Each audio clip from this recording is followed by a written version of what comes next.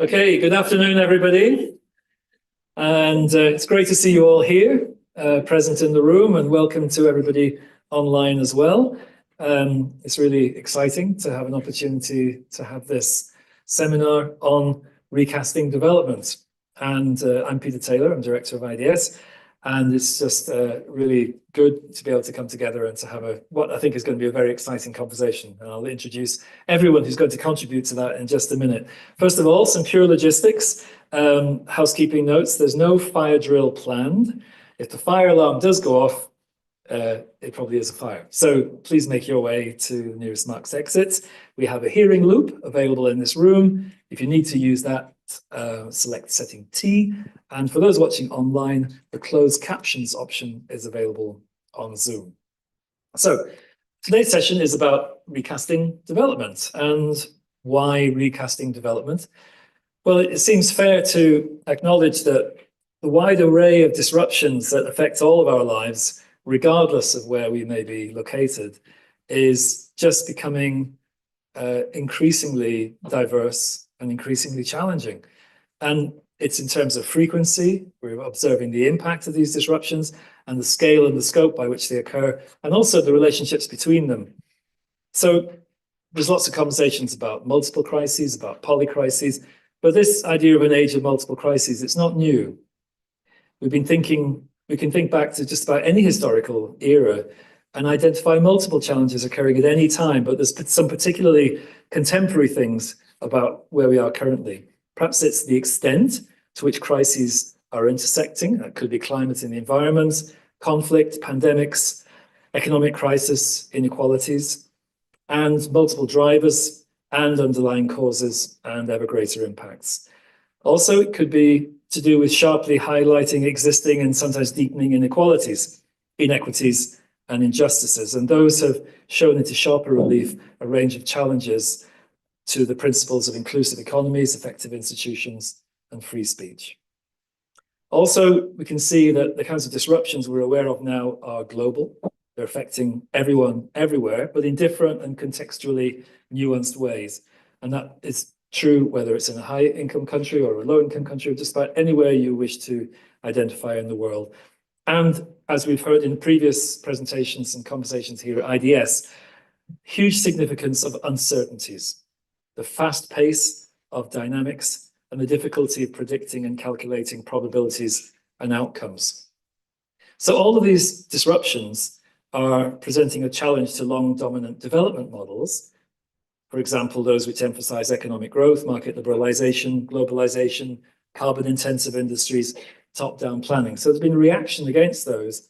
But at the same time, bizarrely, perhaps, we can see those same ways of dominant thinking and acting actually being reintroduced and reinforced, not least with the election of President Trump very recently in the US.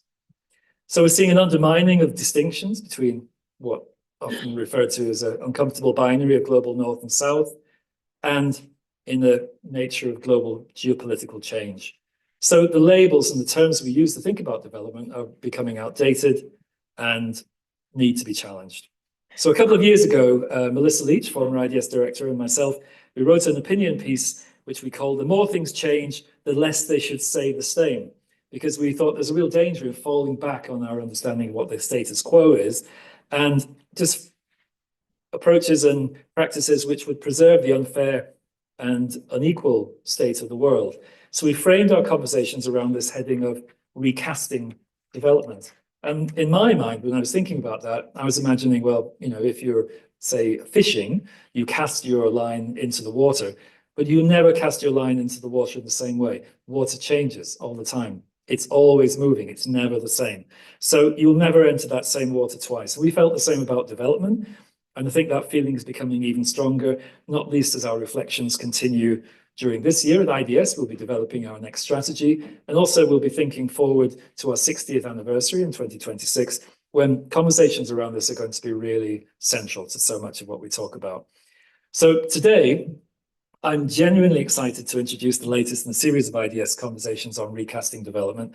And we decided to frame the session around experiences from different national contexts, from 5 countries that are all showing the extent to which they are global movers and shakers. They are influencing the world. China, Indonesia, Brazil, India, and South Africa. Also, all are G20 members, and with South Africa in the hot seat this year, all have hosted G20 summits.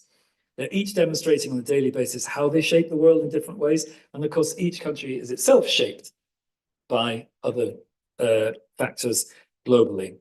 So in this session, we're going to hear a snapshot of perspectives, experiences, and lessons from IDS partners, collaborators, and of course, IDS colleagues on what recasting development looks like in these 5 national contexts in regard to specific development challenges. So I'm going to now introduce those who you're going to hear.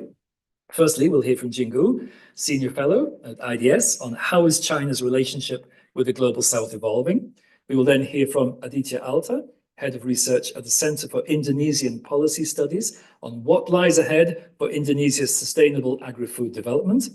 We'll then hear from Alex Shankland, Senior Fellow here at IDS, and we'll also have a short film from Felice Anaya, who's a professor at State University of Montes Claros, Montes. Sadly, she's not well today, but she will be joining us at least. We'll get to meet her at least virtually, on how are traditional peoples faring in Brazil's push for greater inclusivity. Then we'll hear from Laila Mehta, Professorial Fellow, IDS, on how is India responding to top-down development models. And last but not least, we will hear from Stephen Devereaux, Research Fellow at IDS, and Busisa Moyo, postdoc researcher at the University of the Western Cape in South Africa, on can South Africa tackle entrenched inequalities and reduce hunger. So, diverse range of context, a diverse range of topics, all of us hopefully giving us some insights into what we can imagine we mean by recasting development. After the presentations, we'll open up for questions from those in the room, those online. If you are online and you have questions, please put your question in the chat or in the Q&A. When we come to the final session, colleagues here will read some of them out. And we hope to have a really engaged conversation. So, on to our presenters. Jing, over to you. Thank you, Peter, very much.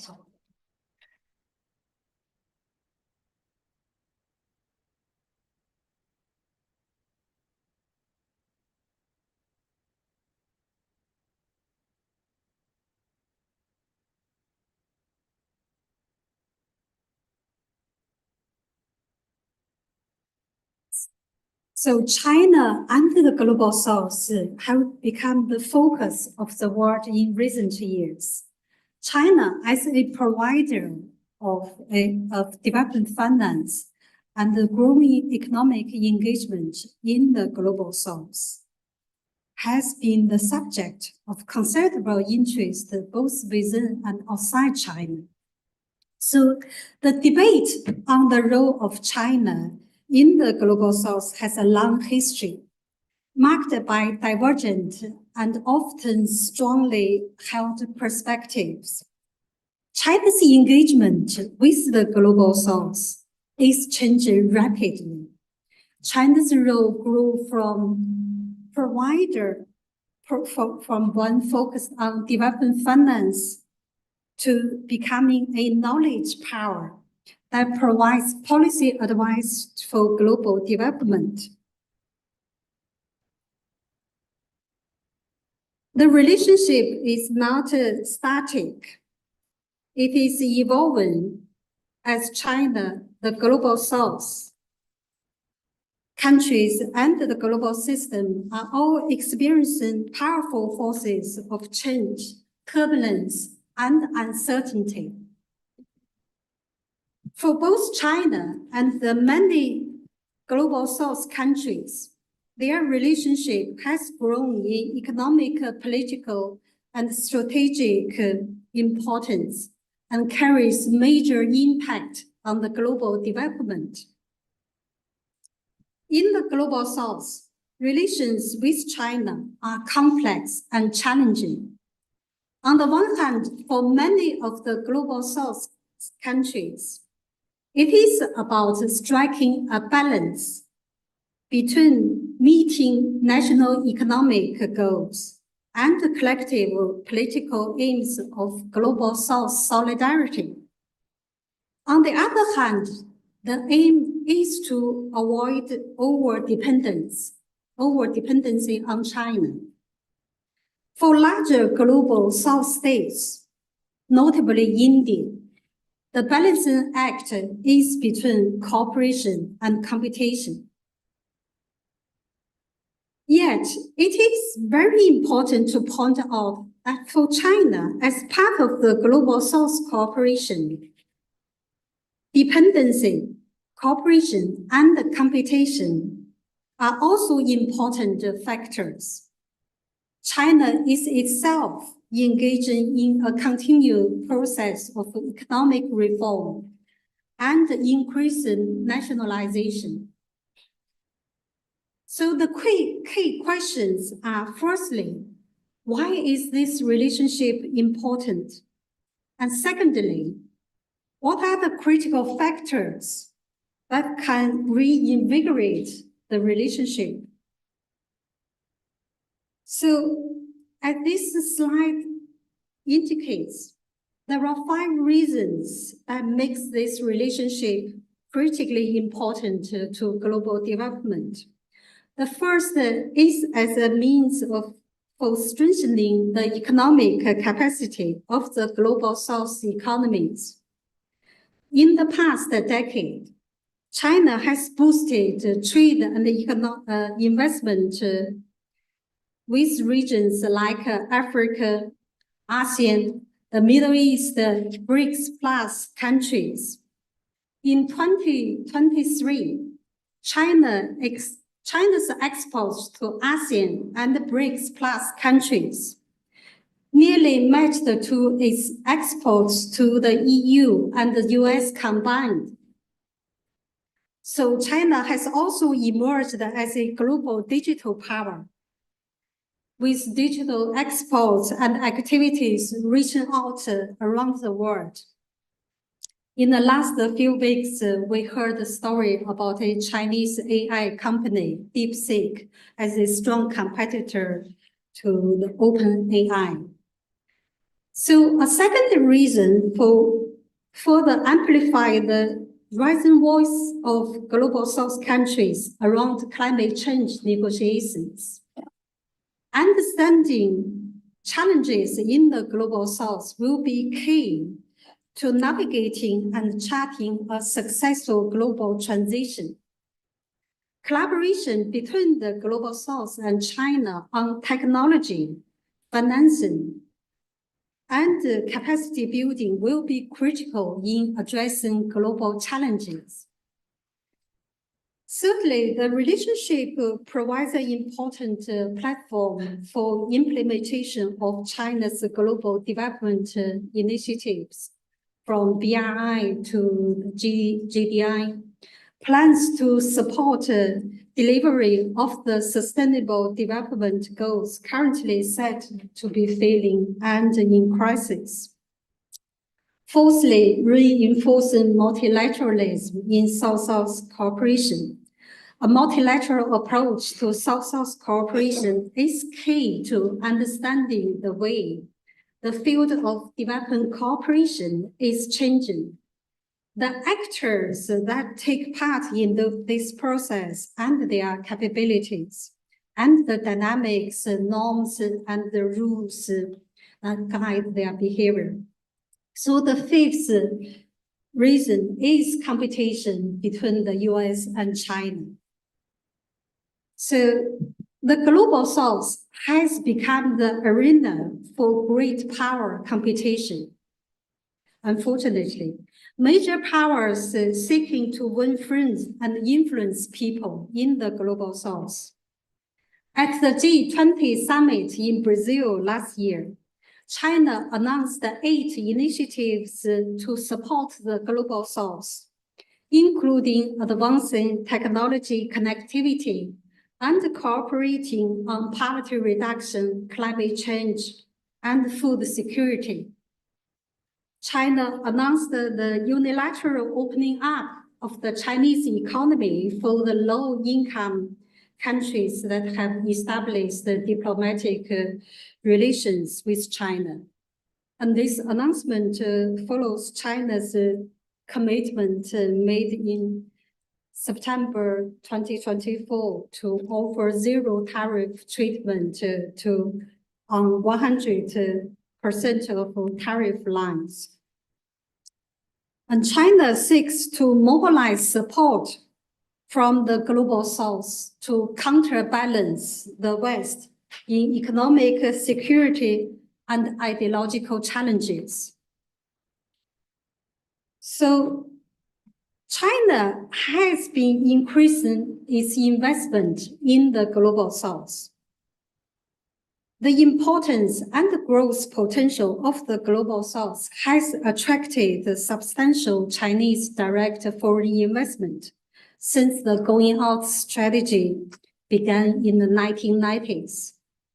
And especially since the Belt and Road Initiative began to have an impact from 2016 onwards. As we can see from the slide, by the end of 2023, China's ODI stock stood at $2.96 trillion. And Chinese trade with ASEAN increased by more than 30%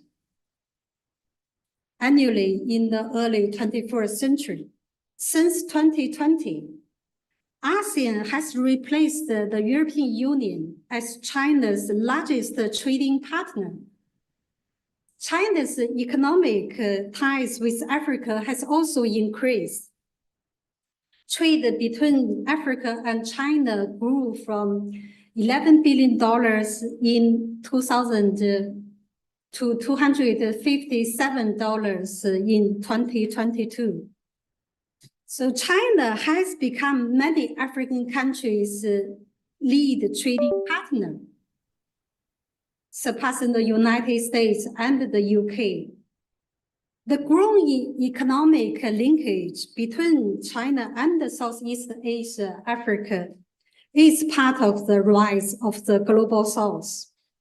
So in terms of development finance, China is Africa's largest bilateral creditor. In 2022, Africa's debt to China was 13% of Africa's external debt, which was roughly at the same level as debt owed to the World Bank. So China announced a new phase of investment since 2020. With smaller projects and higher standards, focusing on the green and the digital transition, which will allow China to continue to project itself as a champion of multilateralism. High quality, small and beautiful projects are prioritized, including renewable energy technologies, especially solar, green solutions for agriculture and climate mitigation and digital e-commerce in the global south.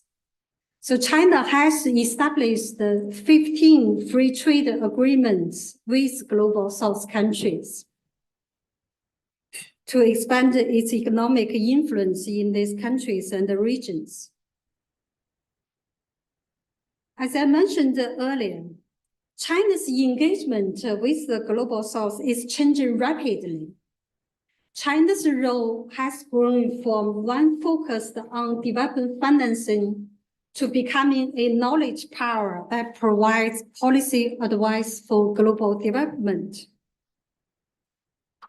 According to the Chinese government, China has hosted over 2,000 sessions of capacity building programs and trained over 60,000 personnel in various fields for low-income countries. For China and other global south countries, training and skills provision is delivered either state-sponsored programs or increasingly by China's private enterprises across all sectors. So China has committed to becoming a global knowledge leader, and this is evident in not only in bilateral relations, but through BRICS Plus, the Shanghai Cooperation Organization, the BRI, GDI, and the FOCAC, the Forum on China-Africa Cooperation. So as the slide shows, this strand of cooperation has a strong Chinese political commitment for the next few years. Yeah. So turning to the second question I raised, essentially how to supercharge the relationship and meet mutual objectives more strongly, I would make 3 points. Firstly, the second Trump presidency may suggest an era of uncertainty and drawback. Increase the competition with China and a further securitization and commercialization of US development policy and practice towards the global south. If so, then a US withdrawal could offer a new opportunity and fresh impetus for closer China and global south cooperation. So secondly, to help realize this, the multiplicity of China's initiatives require effective coordination. Thirdly, in an environment of deglobalization, China's engagement with the global south has been shaped by the complex logics of domestic political economy and changing global geopolitics, not all of which are within China's control.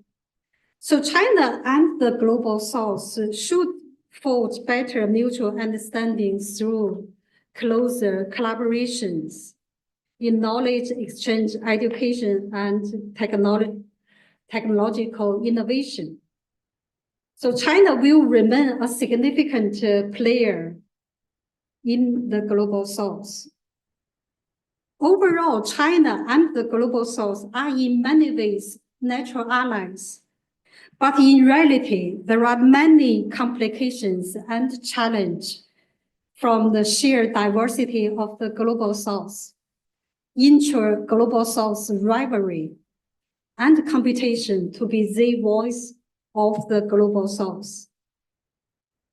Thank you. I'm happy to answer the questions later on. And also, Happy Lunar New Year.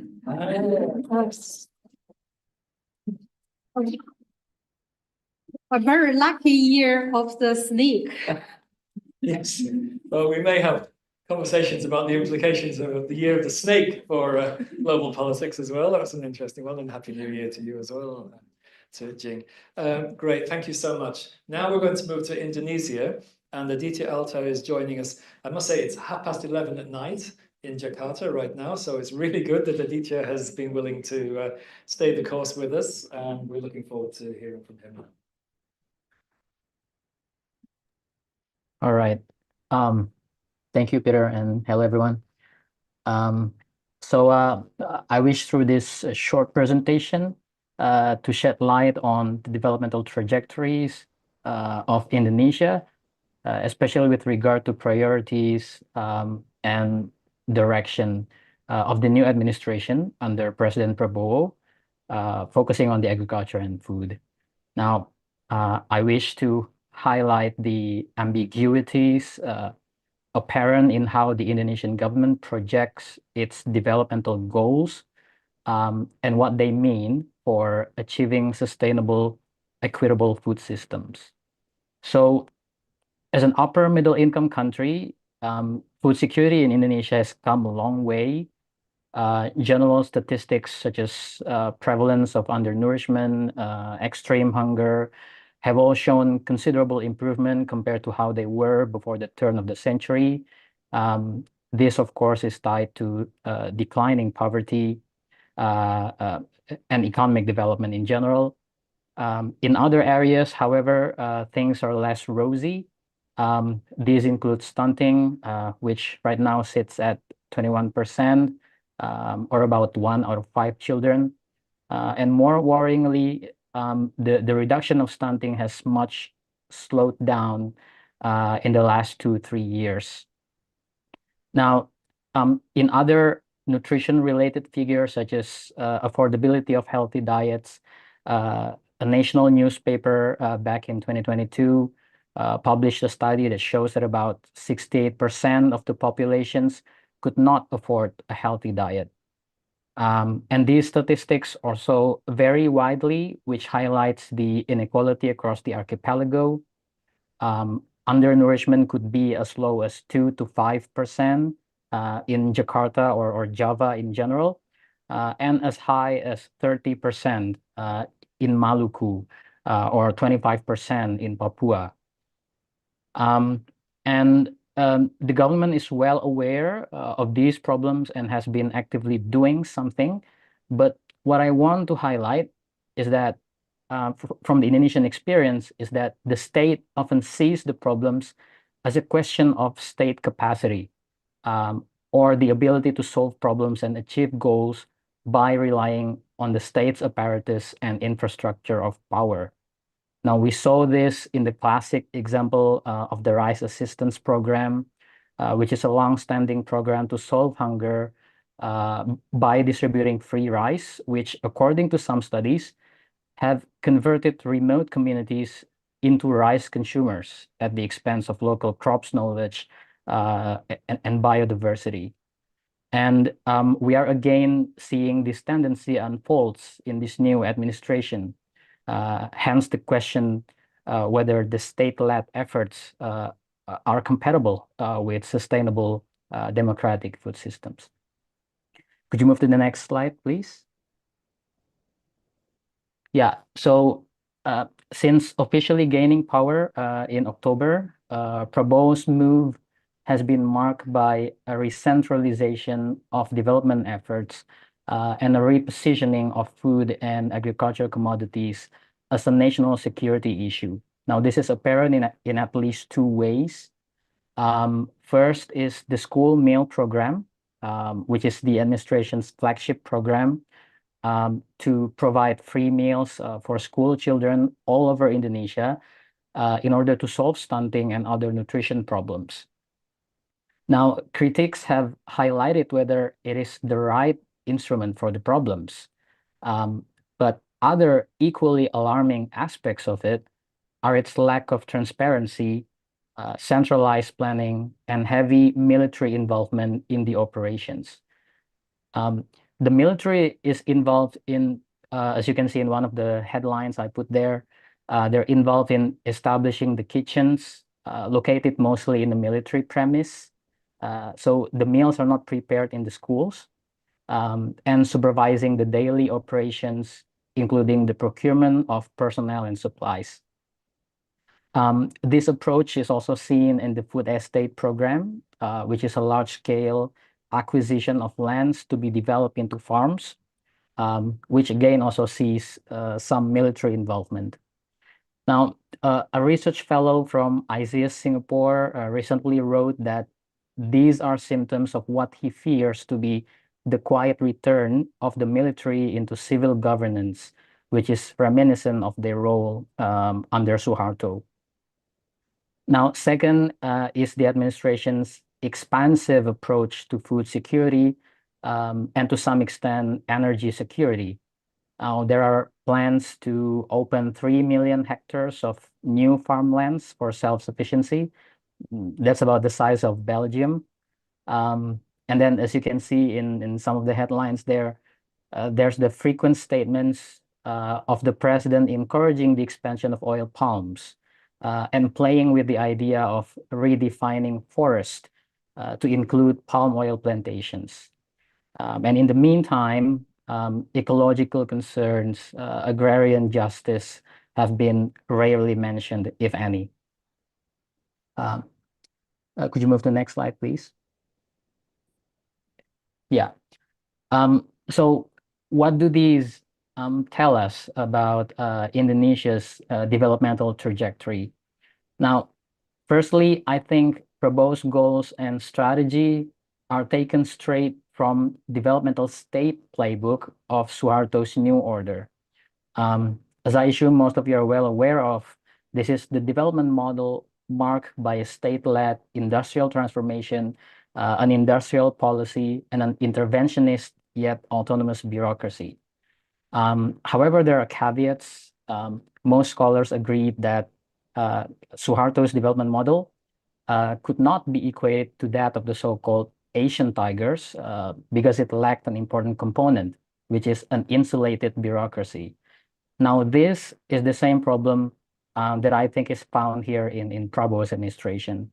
So appointments of some key ministerial positions have been amenable to political and business interests. Now, a second caveat, this old model finds itself in a new global environment. So this is why we sometimes see ambiguities with Indonesia acting more pragmatically in regional and multilateral forums as a good member of the international community who complies to international norms. We see examples of in the G20 summit last year, and after the COP29, we see Indonesia doubling down on climate commitments. At the same time, also doubling down on oil and gas production. Let me now highlight the iceberg. So this highlights how far from ready we are to talk about sustainable democratic food systems. So most of the public attention has been paid to issues of food availability, as represented by self-sufficiency concerns and land extensification. Not gaining as much attention are the questions of access, social-cultural diversity of crops and cultivation methods, sustainable livelihoods of small producers, competitive and efficient market and value chain, infrastructural investment, especially for perishables, and R&D for local crop varieties and climate resilient varieties. And down at the bottom, questions of ecological limits and tenurial rights.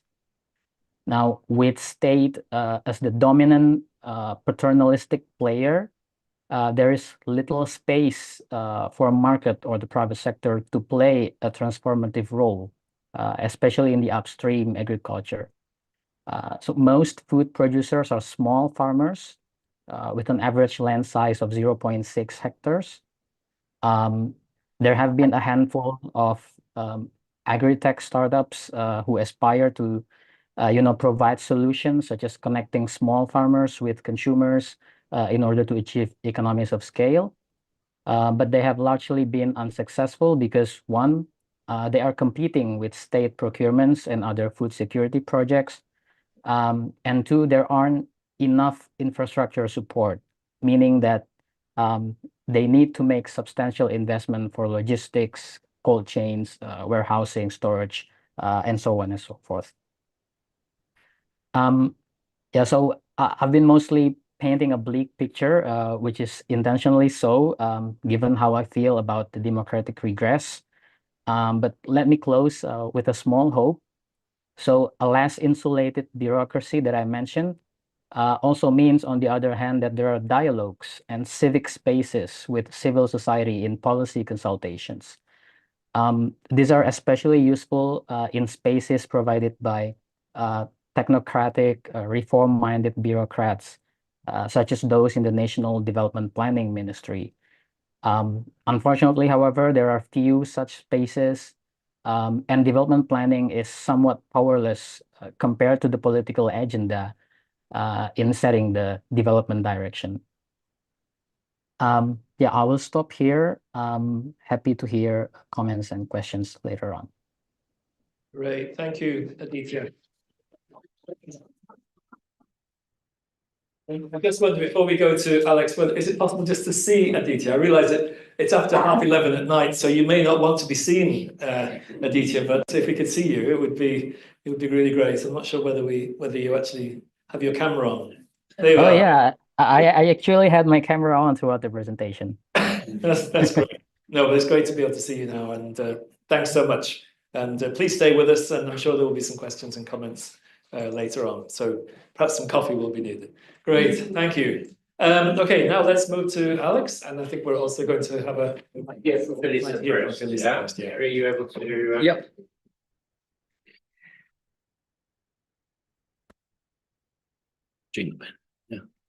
Before I start, I would like to apologize for not being present at IDS as I planned. Since yesterday, I have had a throat infection that has gotten worse. I was here as a visiting fellow in 2020 in the COVID-19 pandemic context. Despite the social isolation, Alex, Pata, Scott Villiers and I began comparative analysis on social resistance movement of the traditional peoples of the Kenyan savannas in Brazilian Cerrado, affected by large development projects. These different groups with specialist realities have in common forms of social, economic, and cultural organization deeply rooted in their territories, transforming the landscapes of these biomes in sustainable systems that challenge hegemonic narratives of development. Very sad that we can't have Felisa with us here in person. She's a wonderful scholar, and we were very privileged to have her here as a visiting fellow. But as she said, it was in the middle of the pandemic. She was really looking forward to getting an opportunity to interact in person with people here at IDS. And she's actually in Brighton, but unfortunately she's in bed with what we hope is not COVID, but she's really not well. So I'm going to do my best to present the material that she's prepared. So as Felisa said, we felt ever since we started this research collaboration some 5 years ago that traditional peoples hold the key to a lot of the overriding development challenges of this period. And Brazil is a key site for understanding their struggles and the solutions that their forms of governing and managing the territories present, but understanding them in comparative perspective and in South-South dialogue, particularly in this case with peoples of the African savannah. But I think it's important to be a bit clearer about what traditional peoples are supposed to be, because this is a very Brazilian discourse. And, sometimes we hear words like traditional and we start being a bit wary about their use on, the right of the discourse spectrum and so on. So the context in which it's used in Brazil is of a very diverse range of people who do not identify as indigenous, although they may be of indigenous descent. And many are of African descent. They're descended from communities that resisted slavery, formed autonomous communities in resistance to slavery. So they have many ancestries, but a shared commonality of relationship with their territories around the collective management of very biodiverse, very important landscapes. This is also, this region where Felisa works in central Brazil is also the source of many of the country's major river systems. So this region is called the Cerrado, which is a savanna biome. And colleagues who were joining us for the IDS Brazil in the World seminar series last year will have heard the seminar that we presented, and also you may be aware of an IDS bulletin that Lydia Cabral and our colleague Lydia here from IDS and Professor Sérgio Sauer of the University of Brasilia produced on the Cerrado. And Gary, I think you're going to be able to share those links. So our thesis in that seminar and in much of the work that we've done, Lydia, myself and others, is that the Cerrado risks becoming a sacrifice zone as global attention shifts to the Amazon. It's the agribusiness frontier. It's the area of Brazil that has the fastest rate of deforestation, of conversion into monocrops. Aditya was speaking about oil palm, soy, monoculture eucalyptus for pig iron charcoal and pulp and paper and so on. So this is the frontier, but it's not a charismatic landscape like the rainforest. And similarly, its peoples, it's very diverse peoples, and I will share Felisa's material on its peoples and some insights into who they are and how they live. These are not charismatic in the way that some of the Amazonian indigenous leaders you may have seen with the big headdresses and the war paint and the charismatic presentation of indigeneity. But we think it's also important to transnationalize, particularly in a South-South dialogue, conversations around non-indigenous traditional land tenure and land governance modalities in the context of global negotiations like COP30, which Brazil is hosting this year, because the international climate policy framework has this enigmatic four-letter acronym, IPLC, indigenous peoples and local communities, and no one thus far has adequately conceptualized or defined what local communities are. But according to the UNFCCC, according to the Convention on Biological Diversity, this is a category of peoples and communities that are supposed to have a say in how global climate policy and related policies, such as something about which we'll speak, which is energy transition policy and the extraction of critical minerals, how are these supposed to play out? So we feel that given this kind of echoing vacuum in global climate policy, where people who have a particular relationship with landscapes that are of critical importance for the moment that we are facing on the planet, but who don't identify necessarily as indigenous, and African pastoralists of the savanna lands of particularly Eastern and Southern Africa are a key group of interlocutors for this.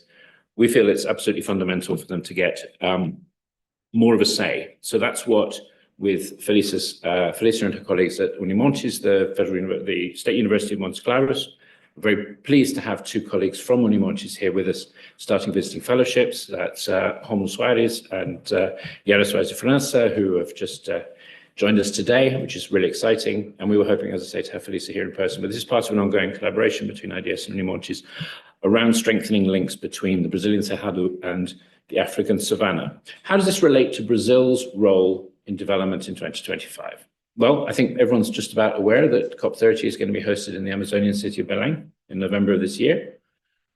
People may be aware, Jing is certainly aware, that Brazil is hosting the BRICS Plus this year. And of course, Brazil has just hosted the G20.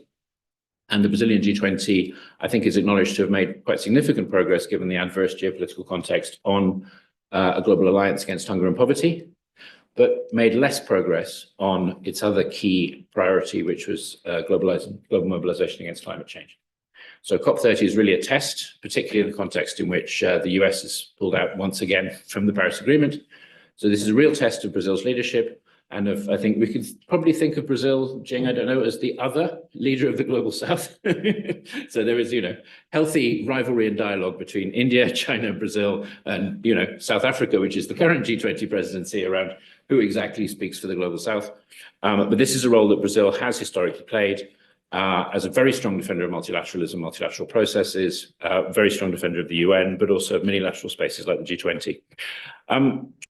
Okay, so ultimately, from the Cali Biodiversity COP, which was last year, COP16 of the Convention on Biodiversity, to COP29 in Baku, there's been a growing recognition that traditional peoples, local communities, need a guaranteed space in global climate dialogues.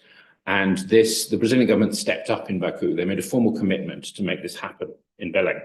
So a lot of the work that Felicia and her colleagues are doing with social movements in central Brazil is around holding Brazil to account on that promise.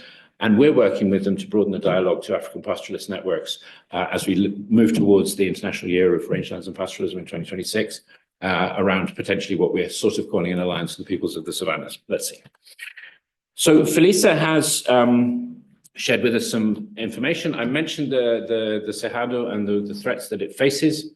But I think she starts by highlighting the incredible diversity, the social, agricultural, biological diversity of these traditional territories, which have acquired a lot of recognition, right? So some of the systems that she and her colleagues work with are recognized by the Food and Agriculture Organization, the UN, the FAO, as agri-food systems, globally important agricultural heritage systems. So there is recognition that the knowledge that is held in these territories is vitally important, not only locally and regionally, but globally. And this is the kind of knowledge that is shared in this space, the Colloquium of Traditional Peoples, which Felicia and her colleagues convene in Montes Claros, which is located around sort of slightly to the below and to the right of where it says TO. I don't know if I can point to it. Does this thing have a pointer? But basically, so basically, we're talking about that. That's where Montes Claros is. So it's in the heart of the savanna belt, in the heart of the frontier, the contested frontier.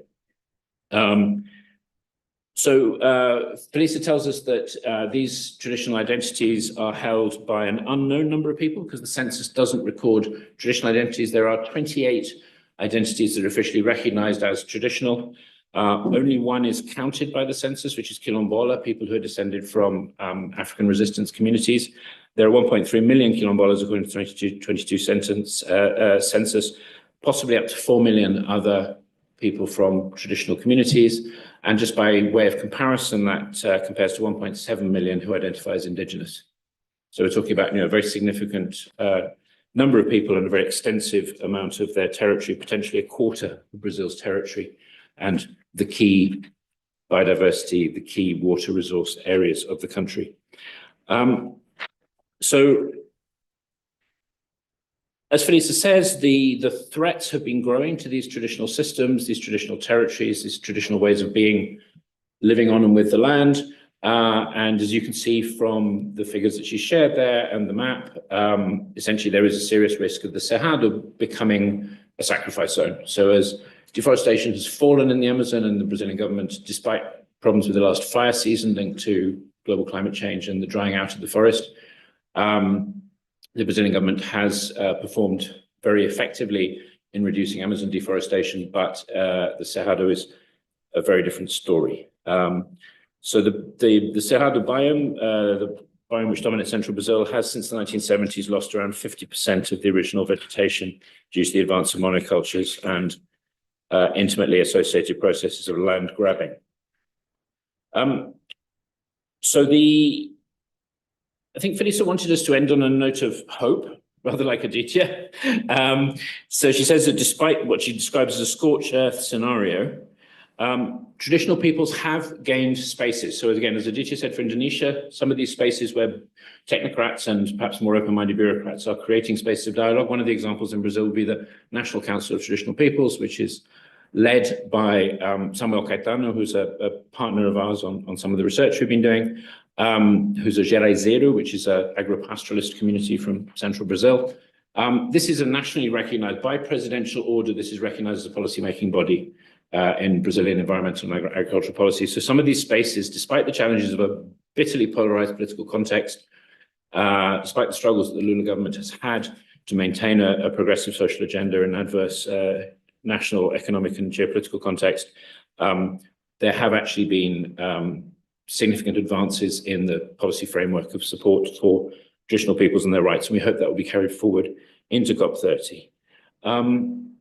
So she wanted to conclude with some of the recommendations and findings from the Colloquium of Traditional Peoples, in which I had the privilege of participating September last year, along with a delegation of our partners from Africa. So you can see Marta Likuku from Cabo Delgado in Mozambique speaking at the bottom right-hand side. And there were movement leaders and local community representatives there from Central America, from various parts of South America, as well as from Africa. So this gathering, extraordinary gathering of around 700 grassroots leaders, as well as researchers, policymakers, quite strong Brazilian government engagement as well, agreed on these sort of 6 priority areas. I won't go through them in detail because I think we're probably running out of time, Peter. Yep. But this reflects an agenda which I believe is quite broadly shared, and I think we might hear from Lila that some of these are quite broadly shared by Indian social movements. We certainly heard them from Aditya in relation to Indonesia. The call for direct participation in COP30 is about holding the Brazilian government to account on those commitments, support for traditional agricultural systems, the paradox of being converted to soybean monoculture at the same time as they're recognized by the UN as globally important.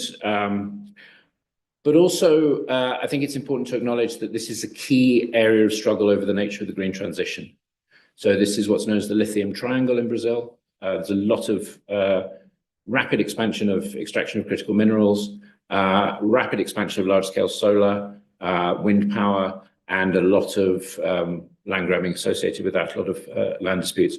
So I think it's very important to acknowledge Brazil's commitment, Brazil's strong voice in multilateral spaces, but also interrogate the extent to which that's being followed through in these local and regional spaces where these communities, despite their acknowledged importance, remain highly vulnerable in regard to their territorial rights.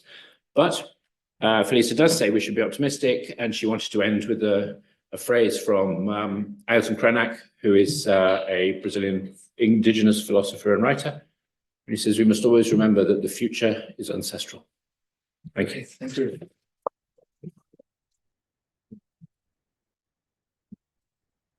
Alex, and obviously we hope that Felisa will feel better soon. Lila, over to you. Thank you. This is worked out, yeah. Hi, everybody. It's great to be here. And like Brazil and China, India is also now a global leader. It's very much part of the multipolar world, pushing for multilateralism, etc. What things will look like under Trump is another question. I think that's the elephant in the room here. But I'm not going to talk about any of that. I'm talking more about a particular type of development or developmentalism in India, a kind of development that's been very much associated with the rise of the current Prime Minister, Narendra Modi. Of course, it predates him too. So that's kind of the focus of what I'm going to talk about. So last year in 2024, you probably, it was all over from Vogue to every single newspaper around the world, this grand, big fat Indian wedding of Mukesh Ambani's son. I don't even know his name, but Mukesh Ambani is Asia's richest billionaire and the 9th richest man in the world. And you had days and days of pre-wedding, wedding, and post-wedding celebrations with all the celebrities, from the Clintons to Zuckerberg to, I don't know if Musk was there, but everybody lands up there in Gujarat, Jamnagar. They had elephants also carted across India, etc. So there was lots of it, right? So in a way, you really see this man was there on the global stage. At the same time, last year, there was this report on the billionaire Raj, which said that India is more unequal today than when ruled by colonialist forces. And in a way, since Modi came to power, the top end inequalities increased, especially around wealth concentration. And the top 1% income are at the highest historical levels. And India's top 1% share is also amongst the highest. So we're talking really about massive inequality. There's also a lot of crony capitalism where a lot of legislation, acts and laws have been circumvented, especially to facilitate land grabs, commodification, acquisition of land, and farm and labor laws have also been repealed. The big billionaires, there are the new ones and the old ones, but the big ones kind of control everything from the airports to the ports, to the newspapers, to the coastland, the commons, etc. And there's been a lot of policies that have also caused a lot of hardship for vulnerable people. So starting with the demonetization from one day to the next, the way the goods and services tax were changed. You may have seen the pictures of the COVID lockdown and what happened to the migrants, etc. Another thing is there's also not very much data. So there's been no proper census since 2011. There's no caste census. A lot of critical reports, let's say on manual scavenging or on the extent of open defecation, etc., are suppressed. And inconvenient data also on decline in rural consumption, etc., have been suppressed. There's increasing joblessness. There's a lot of agrarian crisis or farmer and worker suicides.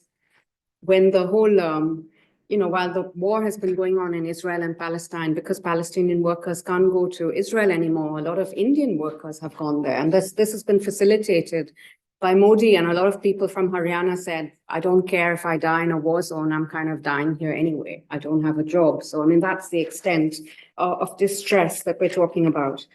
And also, as Mahesh Langa, one of the journalists, has spoken about, a lot of illegal immigration, so-called illegal immigration to the US and other places via Mexico has increased, especially from Modi's state, Gujarat. The journalist Mahesh Langa, incidentally, has been in jail now for the last few months. So what is this top-down model? And this is sort of known as the Gujarat model. We have an internal IDS research initiative through the Priming the Pump Fund, and we're looking at some of this. Currently, India's growth is set at about 6.6%. So it's really pretty massive and impressive. And this growth is very much linked to this model, which is from Modi's home state of Gujarat. He was chief minister until he then became prime minister and moved to Delhi. So this is pretty much the model now, which is all about top-down infrastructure, high modernity, a kind of authoritarian developmentalism, which is also linked to the centralization of power, a sort of undermining of federalism. It's very capital intensive approach to addressing land, food, and water security that has often led to the manufacture of a single authoritarian solution that has often drowned out alternatives, led to the commodification of the commons, etc. It's also promoted a type of ethno-nationalism, a majoritarianism where minorities, Muslims, Dalits, Adivasi, some of them here, have been targeted. So projects like this, displace people like that who don't count. There you have manual scavengers, Dalits, who are also, feel pretty much at the bottom of the pile and will remain so. So there's a lot of internal dispossession of minorities, as well as poor resource users, some of the people that Alex was talking about, pastoralists, fishers, farmers, from their livelihoods. A lot of land, a lot of good acts and legislation have been rewritten. For example, the watering down of the Forest Rights Act. So a lot of struggle, especially from tribals and Adivasis, brought about these acts, but they've really been watered down. Similarly, land acquisition acts, colleagues who work at IDS have been working on the gender backlash, the emergence of hypermasculinities, and a certain promotion of a certain type of femininity, often linked to a religious stereotype. And increasingly also targeting of activists, intellectuals, and critics. One of our ex-students, Devangana Kalita, was in jail for a year in lockdown because she was protesting and really fighting for inclusive citizenship. She came out in a year. Many others are still languishing in jail. Modi won in 2024, just about. They had predicted a massive majority for him of about 400 seats, but in reality, he scrambled to get there, but he did have a coalition. So while he's lost his majority, and increasingly, interestingly, it was also in Uttar Pradesh, which actually led to his downfall, and the city of Ayodhya, where the big temple was being built, is where he lost and his colleagues lost very badly. So it just shows that temples and politics of hate can't feed bellies or provide jobs. And the opposition pretty much focused on issues of high unemployment, inflation, the need to protect the rights of tribals, Adivasis, Dalits, etc. Where this will go, I don't know, because I thought the BJP would keep losing, but they actually came back with a bang in Maharashtra. Shilpi's nodding and others. So I don't know what's happening. I don't know what, there'll be elections in this year also in some states. So we just need to see what happens. So what are the ways forward? How can development be made to work for all? Actually, what I'm saying about India is probably relevant for Brazil, for Indonesia, for South Africa, where you have these massive inequalities. Given the way I started in terms of inequality, the World Inequality Lab, and there's growing calls now to restructure tax to account for income and wealth, so like a super tax on the wealthiest. It's been said that even a 2% tax would make a massive difference. India is woefully inadequate in terms of its public investment in health and education and many of these services. These are very privatized, and often it depends on your ability to pay what kind of services you get. The COVID pandemic really laid bare these health inequalities. India spends about 3.4% of the GDP on health. It's clearly higher in many countries.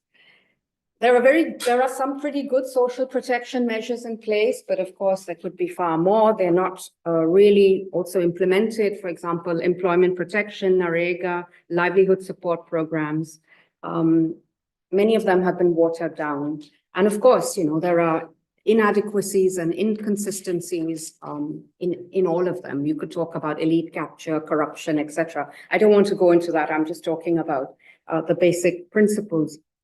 And in COVID, we also saw the massive exodus of migrants from the urban cities, and the fact that there was so much, there is and was so much invisibility about informality and informal workers and lack of protection. The third point is strengthening legal space, judicial activism and also respecting existing laws and acts. So there are, as I said, there is good legislation in place, but it's often being circumvented. The right to information was a very powerful tool to demand accountability. It's been really watered down. You know, also inclusive rights, respecting inclusive rights of everybody. That really doesn't quite happen.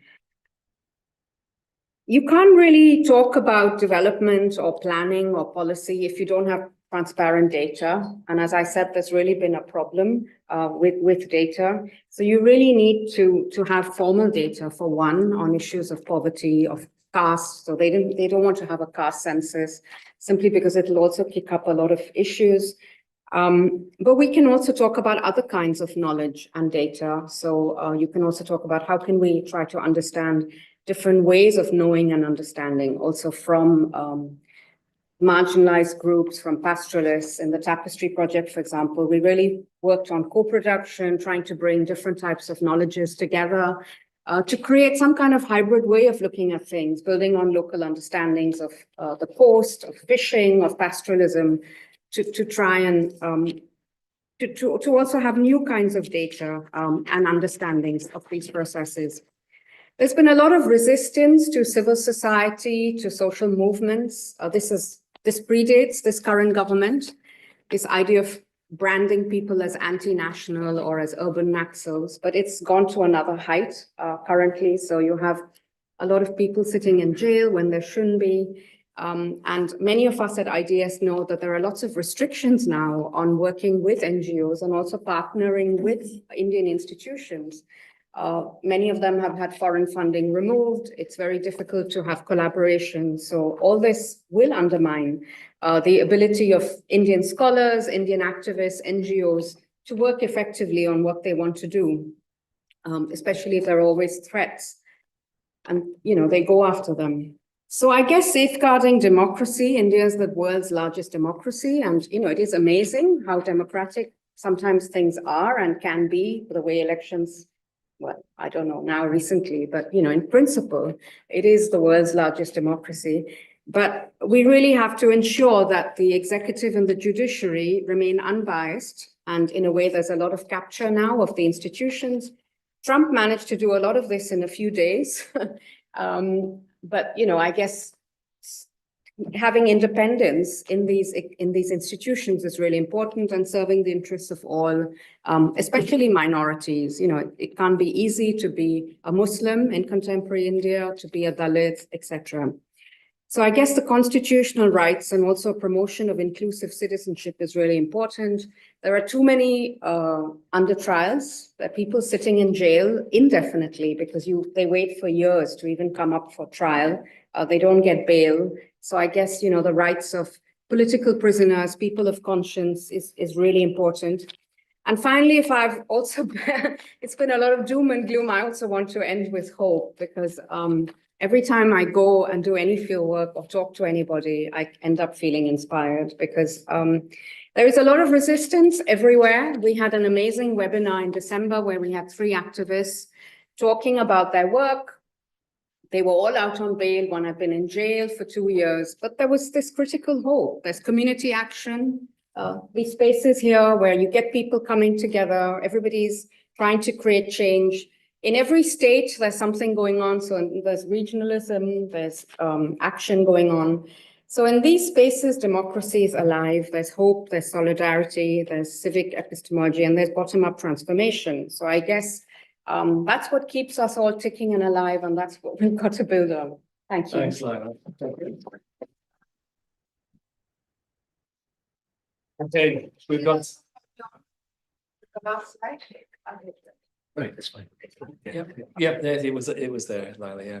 So we've got one last presentation, and that's from Stephen and Basiso. We'll see what the gloom hope ratio is to finish off.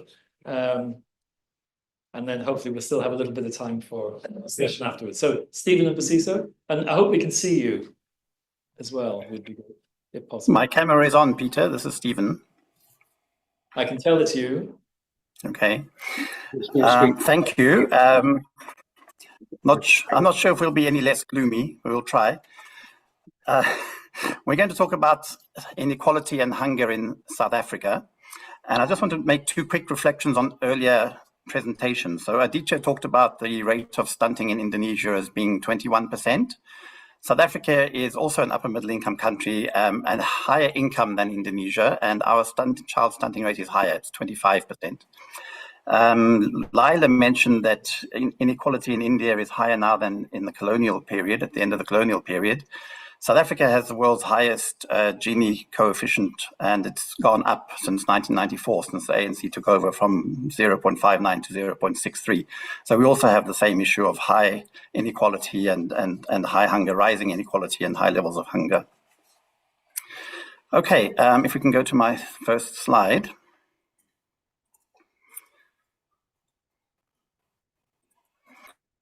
What I want to show here is the context. I'm going to talk about inequality and hunger in South Africa, and then I'm going to hand over to Busiso, who's going to talk about the context today, which is the G20 presidency and the Global Alliance. So on the left-hand side, you can see that we have a long history of inequality, not just in terms of income, but even in terms of social protection. When social pensions were first introduced in the 1940s, or extended from whites to non-whites in the 1940s, the ratio of payments of pensions was extreme. So whites got 12 times what rural Africans or rural black Africans received. And that hierarchical racism in the social protection system persisted until 1994, but income inequality has persisted beyond that. So if you look at the graph underneath, you can see that average monthly income in South Africa is still racially hierarchized. So the average white incomes are 4.5 times higher than the average African incomes in 2022. Now, how does this inequality translate into experiences of hunger? Well, of course, it means that when we talk about hunger being a problem in South Africa, we are really talking about Black, African, and coloured hunger. We're not talking about whites being hungry. So last year we did a survey looking at what we call the normalization of hunger, trying to understand people's experiences. And when we asked Blacks and white respondents how they experienced hunger, 79%, that's about 4 in 5 of Black respondents said they had experienced hunger in the last year. Not a single one said they'd never experienced hunger. Among our white respondents, only 8% said they'd experienced hunger in the last year, and 3/4 said they'd never experienced hunger. Here are a couple of quotes that illustrate these points. Black respondents, one said, hunger in our community is common, we were born hungry, whereas a white respondent said, hunger is unusual in my community, and these responses were typical. Black respondents said, we go hungry because we are not the same as people and we will never be. Before apartheid and even now after apartheid, we still live in apartheid. A white respondent said, in South Africa, we are used to seeing people suffering from poverty, whether driving past informal settlements or seeing people begging on the streets. We become desensitized to the suffering of others. So, nonetheless, next slide, please. Despite this, if you like, internalization, normalization of hunger, the persistence of high levels of child malnutrition is a paradox.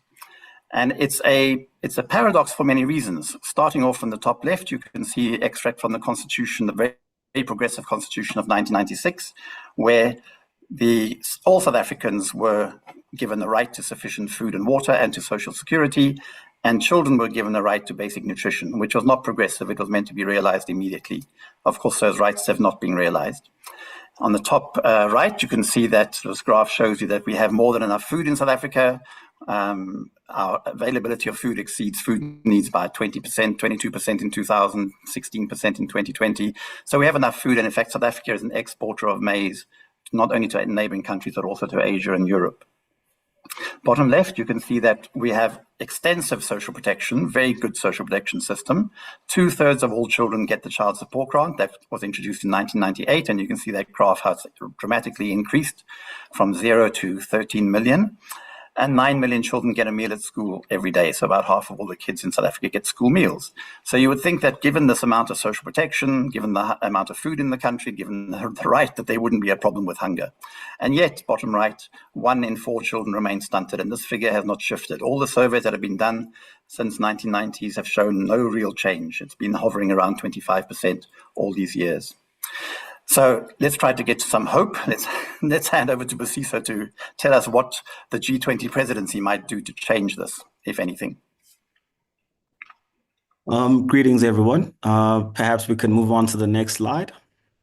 Yeah, many thanks for that. So I don't know if what I have to share is that hopeful, but yeah, I will try to speak to what we are looking to achieve in light of this G20 presidency that has landed on South Africa's doorstep. So building on from Stephen's comments, I think what is clear is that, globally, we haven't really made progress when it comes to this issue of hunger, malnutrition, and extreme poverty. And, anecdotally as well, because my particular perspective is informed by this public health lens, is that as well, we are now in the last year of the UN Decade of Action on Nutrition. So as South Africa grapples with this G20 presidency, what we are currently seeing here is that this provides an opportunity, right, for the global South and for South Africa in particular to really zone in and put a particular focus on this link between inequality and hunger. So under the theme of solidarity, equality, and sustainability, this is where South Africa's G20 priorities seem to lie. And this is very troubling and concerning for activist scholars like myself, because under a theme that speaks to solidarity, equality, sustainability, when you look at these priorities for the G20 presidency, there is no mention of hunger and inequality. And we find that this to be very, very problematic. So in light of this, what has then come up as a result of this G20 presidency that we're inheriting from the Brazilians is that in November of last year, the Brazilians then came up with this mechanism that is now referred to as this global alliance against the Global Alliance Against Hunger and poverty, right? And what we're seeing then, even with that, is that under this theme of solidarity, equality, once again, there seems to be this kind of feeble commitment, right? When we're zoning in on the country's statement of commitment to this new alliance that is happening. So at face value, what we're seeing there is that the country has postured itself as doing a whole lot insofar as food systems and the right to food and nutrition is concerned in South Africa. And in part, we can then say, yes, some of these programs are somewhat, paying dividends. But, from the onset is that in a context of, the highest inequality in the world, the government is caught wanting on so many levels. And in particular, the snapshot that they've given insofar as their commitment to this alliance against hunger and poverty is very concerning for us. And I think, when we look at even things like the social safety nets that we have in the country, yes, they've made some proper inroads, but we still have these pockets of hunger. So once again, it's about, how are we centering this idea of well-being and health at the heart of the G20. And I think at face value, that's what we're currently concerned with, to say, yes, we've got this G20 presidency. It's going to be for an annual period, but it seems to be playing lip service once again to this health and well-being agenda, which is more or less anchored once again in this broader human rights framework and heritage of ours that we have in South Africa. So can we go on to the next slide, please?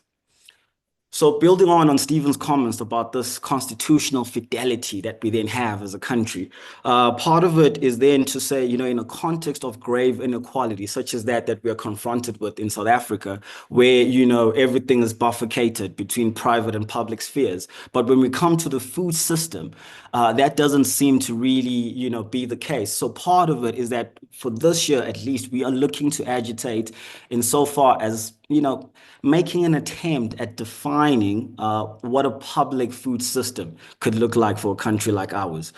Because, as Stephen has alluded to, if we look at, the sort of evidence base that we're currently grappling with, there are those in South Africa who experience the food system as would many of you in a first world sort of experience. Then there's the majority of our people who experience the food system as if, it's in a war zone of some sort. So with that said, I think part of it then is about to say then how do we center, thematically and topically some kind of embrace of a health and well-being agenda at the heart of this G20. So part of that is that we're going to be agitating and, taking off the ground what we've then phrased as a union against hunger, which will be a broad alliance that seeks to agitate around this G20 presidency, but also not only that, kind of, pushing the envelope insofar as saying, how do we define what a public food system looks like? Because in particular, particular, part of the issue that we are confronted with in South Africa in light of this political will and political expression to human rights and so forth is that,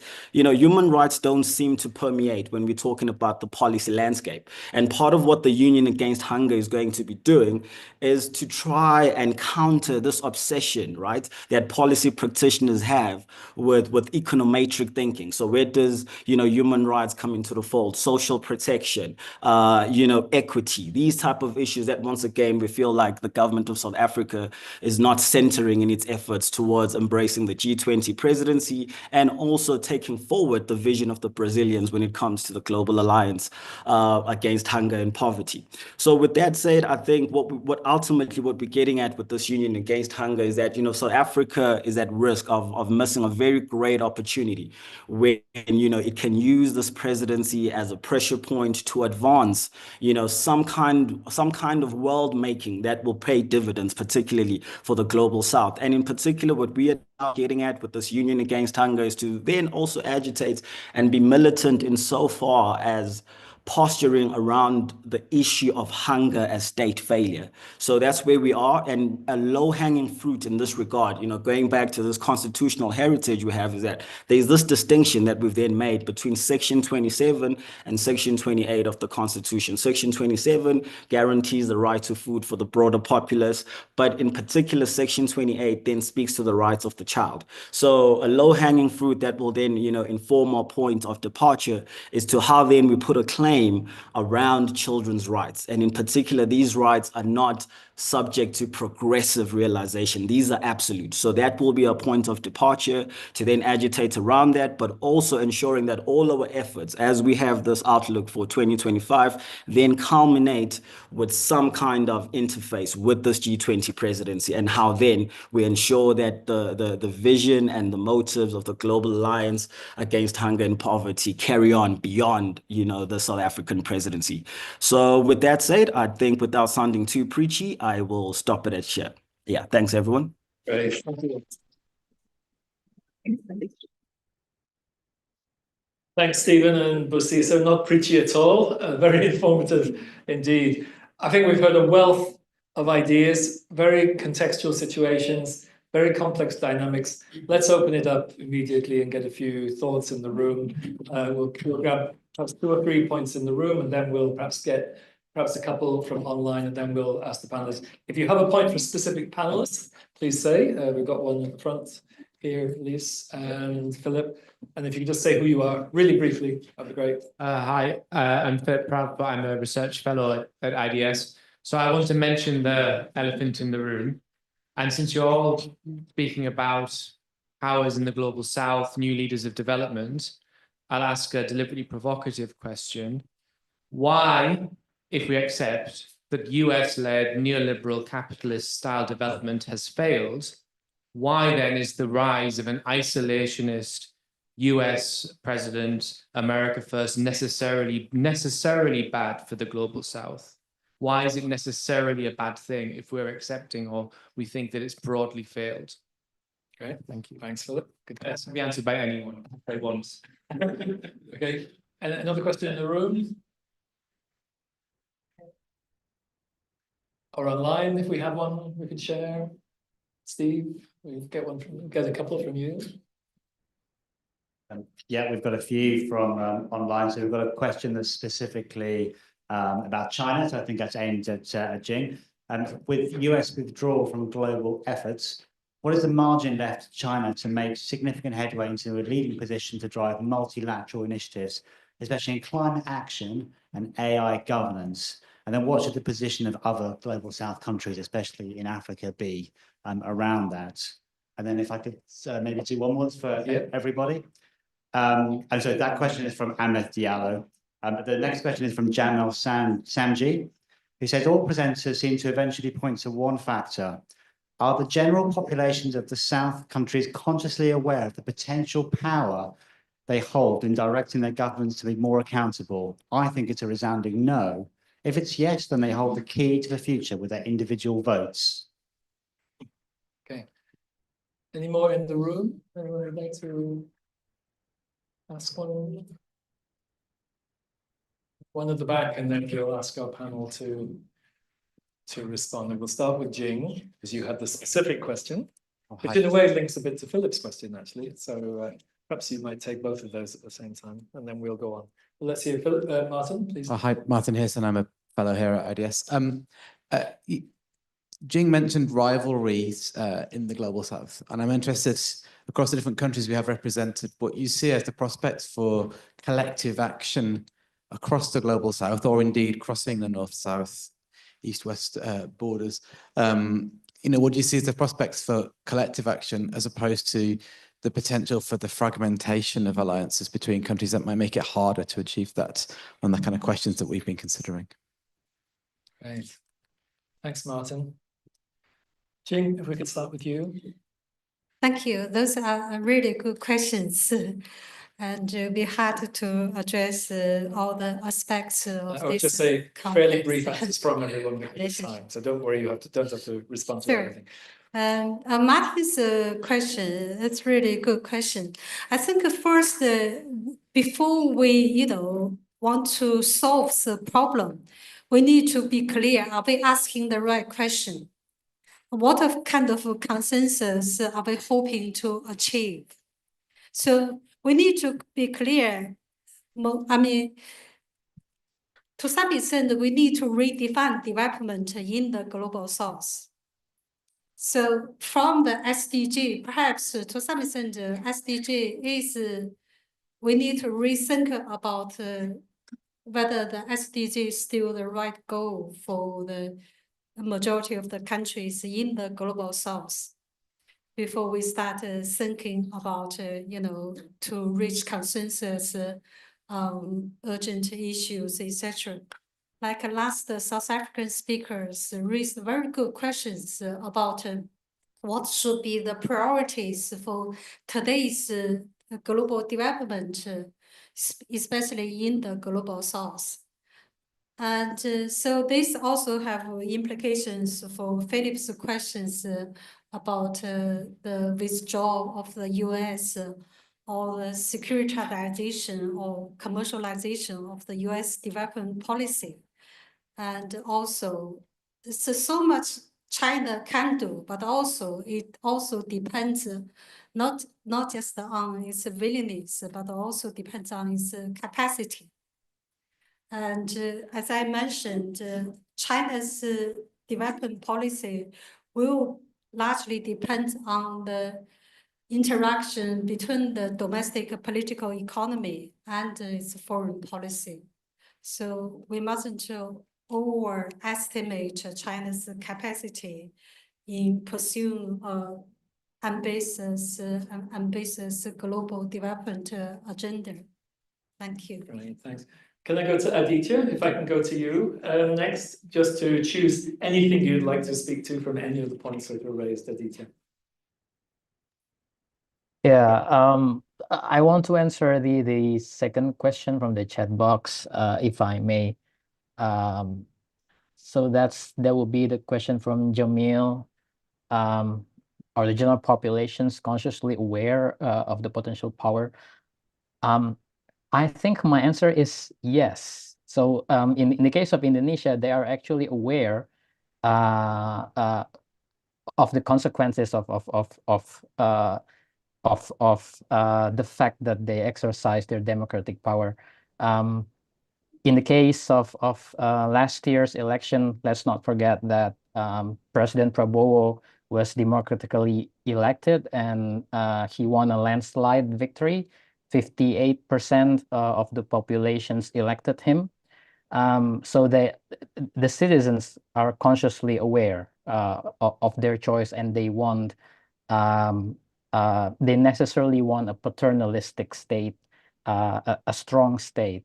Now, I think for me, at least, I want to reframe the question. So why is paternalistic development model so popular among the citizens? And I think there are two ways to answer this. First one is more simplistic. I think people just want to exhaust their options. So they see the faults and shortcomings of more democratic leaders, their deliberations from the previous from the previous administrations, and they think it didn't work. Level of income stays the same, economic development stays relatively the same, so they chose the alternative. And the second way to answer this, which is a bit more complex, I think, has much to do with deeply entrenched clientelism at subnational level. So in Indonesian experience, when we when we embark on a reform in 1998, much of the structure of the non-democratic structure, especially at the subnational level, remain, and this has been so until today. So with clientelism, wealth, access to power, access to public positions are highly mediated by webs of power at the subnational level. So citizens are habituated to understand that they pay for protection, they pay for wealth with their votes, with their support to leaders, to public positions. Now, so I think this could be an explanation of why people chose a state that is strong, a state that can provide what they need. Yeah, so that's probably my answer to that. Brilliant. Thanks, Aditya. Fantastic. Alex, I'll come to you. Yeah, great questions. Thank you. Yeah, so starting with Jamal's one, populations and their awareness of their own power to hold people to account. I think Brazil 2 decades ago, unquestioningly, Brazil is one of the resounding examples of the success of democratic transition from a military regime, global epicenter of democratic innovation, new forms of accountability. That was then, and now is definitely not that. And I guess the key shift is the rise in polarization, which is a theme on which we're working with partners in India, South Africa, but also Brazil, with Zé Veríssimo and his team in Seberapi, in a project led by my colleague Marioka Ostrom. And I think we cannot understand the new meanings of accountability and the new understandings of citizen power in relation to the state without looking at it in relation to polarization, and that intersects with other phenomena like backlash, on which colleagues here at IDS work as well. Why does that matter in terms of Brazil and the potential for more egalitarian outcomes from Brazil's development trajectory? It's because President Lula, who is now in his 3rd mandate, in his first mandate, he was the most popular president ever on leaving office in 2010. Brazil exited the World Hunger Map shortly after, and the presidency of his successor, Dilma Rousseff. This context now is marked by him not having a majority in Congress. Congress is dominated by extreme right-wing parties allied with clientelist centrist parties. Particularly strong factions include Bancada Ruralista, which is the agrarian bloc, which is used to block any movement towards land reform and indeed progress on traditional people's rights and a lot of the issues we were talking about earlier. So Lula is definitely governing in an adverse context, but also capitalism has changed, right? So the modes in which the social protection practices and policies that, Stephen Basiso talked about in South Africa and that happened in Brazil that brought about very significant poverty reduction, those levers don't work anymore. And the social imaginary associated with them is much less rights-based, much more individualized, much more around entrepreneurialism. The idea that, essentially victims of platform capitalism reimagine themselves as entrepreneurs is quite central to the political imaginary in Brazil. Anyway, we could talk for a long time about that, but basically the models that brought about the Brazilian miracle of falling inequality, reducing hunger and poverty, and generating innovative methods for holding government to account on performing on development goals, they need to be reinvented. Polarization also plays into the elephant in the room, the Trump elephant that Philip raised, because of course, what does Brazil think of Trump? Well, it depends which side of the political divide you're on, okay? So, I think Bolsonaro was filmed weeping in the airport because he was unable to go to the inauguration.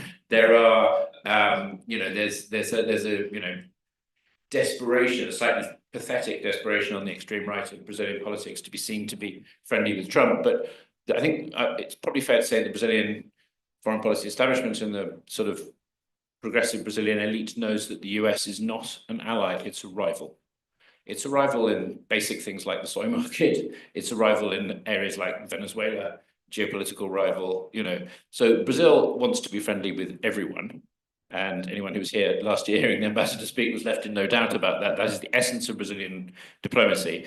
You know, Brazil is not pro-Russia, Brazil is pro-peace. You know, Brazil is pro-multilateralism, Brazil is anti-war.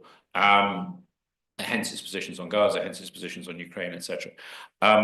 Brazil is also very pragmatic and very aware that the US can be as problematic. It can be more problematic inside the tent than out. So I don't know how Anatoly and other colleagues from the government of Brazil who are preparing for COP30 are viewing, preparing for a COP30 without the Americans in the Paris Agreement. But I think we should recall that progress was made last time they pulled out the Paris Agreement, and sometimes it's easier to move forward without people who have a habit of being wreckers when they're inside the tent. So I wouldn't necessarily write off COP30 because of Trump's exit from the Paris Accord. And very quickly, just to finalize Martin's question about South-South rivalry. Again, I think pragmatism plays into that, because if you look at BRICS Plus, you know, the founder members don't like each other much, right? India and China are founder members of BRICS. It doesn't stop them collaborating, it doesn't stop them having some really interesting mutual learning initiatives and of acting together when that helps shift the geopolitical order further away from the post-colonial Euro-American axis. So I think that collaboration will continue. It shouldn't be mistaken for full alignment in every regard. There are rivalries, there are tensions. It doesn't mean they won't continue to cooperate. Okay, thanks. Thanks, Alex. Lila. Great. So thank you. Really great questions. So I think it's a great opportunity if we could see multilateralism and leadership from the majority world, like a strong voice, a strong, some alternatives. But in a way, I think it's a bit spotty and it's a bit opportunistic. So you have South Africa, which was absolutely amazing in terms of the ICJ and Gaza. But South Africa hasn't quite spoken out in the same way for African wars like Sudan, Tigray. India's like Brazil in a way, very neutral. We're not going to speak out. We're not going to stand up to Putin, like on the Ukraine issue, and even Gaza is quite shameful in a way because it was the first country that recognized Palestine in some ways, but hasn't spoken out in the same way. So in terms of Trump and the isolationist America, I don't share your optimism. In 1 week, there's been wars with Colombia, with Canada. There's funding plugs on research, on aid. There's all kinds of implications.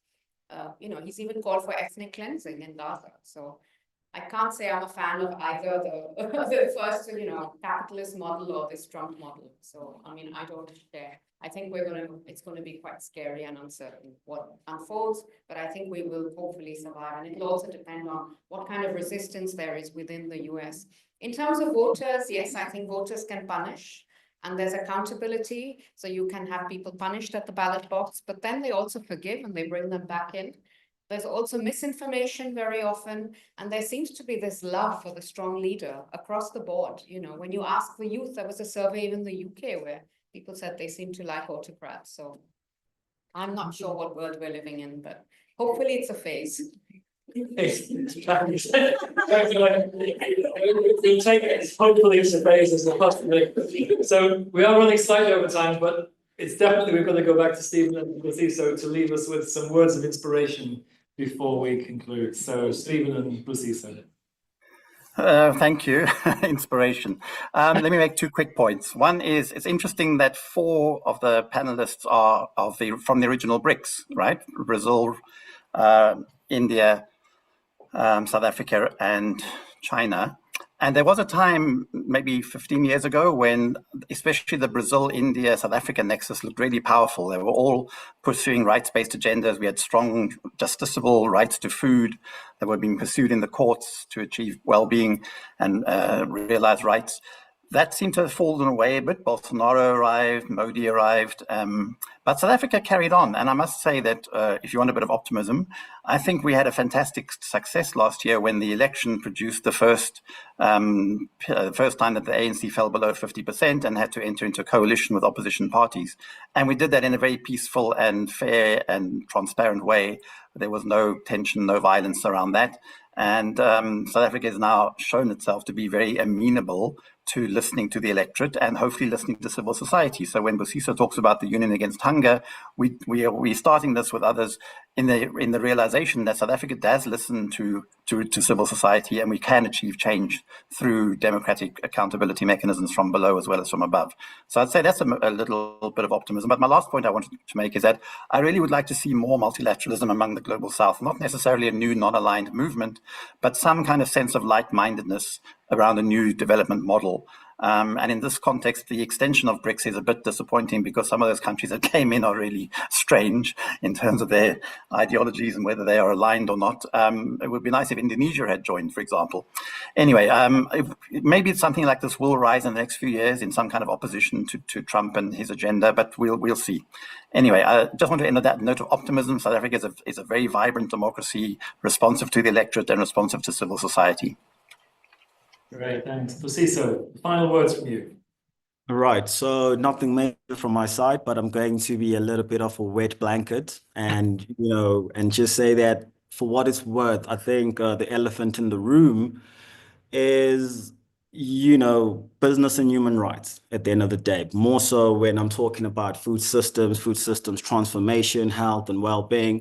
And I think more and more when we speak about, other populations of the global South consciously aware of the power that they hold, I think there's a tectonic shift that's happening, and slowly and gradually, we're tapping into that power as a global majority. However, zoning in on the issue of food systems, extreme poverty, malnutrition, when you look at countries such as ours, South Africa, what we're currently grappling with is super predatory capitalism. And, I think, these human rights frameworks, these normative commitments at the SDG level, bearing in mind we're coming from the SDGs, now we're grappling with the summit of the future. I think we need to be a bit more militant in that regard, because at the end of the day, power is discursive. So we can hold states accountable, but at the end of the day, states don't produce food. We can talk about food systems transformation, but are we also in tune with the fact that, we're talking about a monetized system? What do alternatives look like?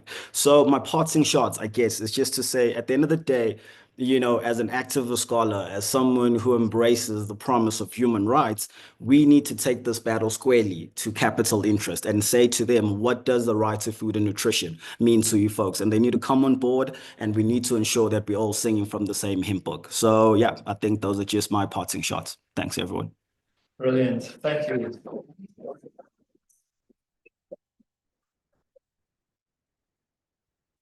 So I'm not going to take any time because it's over our time, and I really appreciate that everyone in the room has stayed, who's still here, and colleagues, many online. And I realize there would have been many more questions and much more we could have discussed. We'll definitely look at all the questions and comments that were put in the chat and continue to reflect on those, because I think these conversations around recasting development are an ongoing thing. Those of you who came to the similar session we had last year, which some of those who are in the room presented at as well, just shows that this conversation is really engaging across the work of IDS. It's touching on all the different parts of the research that we do, engagement in multiple different contexts. And today we've heard from 5 specific contexts where, clearly we're hearing about inequalities, we're hearing about challenges in relation to food inequity, hunger, insecurity, increasing authoritarianism, closing democratic spaces, and governments struggling to offer change, state failure. So many challenges which, coupled with massive uncertainty around where the world is going.